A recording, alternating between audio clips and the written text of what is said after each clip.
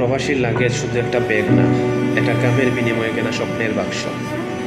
মাসের পর মাস প্রবাসের রোদ বৃষ্টি উপেক্ষা করে পরিবার পরিজন থেকে দূরে থেকে যে মানুষটা টাকা জমায়, সে টাকায় কেনা প্রতিটা জিনিসের সঙ্গে জড়িয়ে থাকে মায়ের হাসি, বাবার দোয়া, স্ত্রীর অপেক্ষা, সন্তানের ভবিষ্যৎ। কিন্তু আজ যখন সেই লাগেজ খোলা পড়ে থাকে এয়ারপোর্টের মেঝেতে, ছড়িয়ে থাকে টাকার বান্ডিল, উপহারের বাক্স, প্রিয়জনের জন্য আনা স্বপ্নগুলো, তখন শুধু ব্যাগ খোলা হয় না, ভেঙে যায় একজন প্রবাসীর বুকের ভেতর লুকিয়ে রাখা হাজারো আশা। আজ যারা হাসছে, তামাশা দেখছে, তারা কি একবারও ভেবে দেখেছে এই লাগেজের প্রতিটা জিনিসের পেছনে কতটা ত্যাগ, কতটা নির্ঘুম রাত, কতটা অপমান লুকিয়ে থাকে?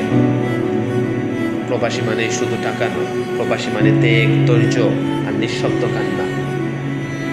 আল্লাহ যেন প্রতিটা প্রবাসীর সম্মান, স্বপ্ন আর এই মালসামানা হেফাজতে রাখে। আমিন।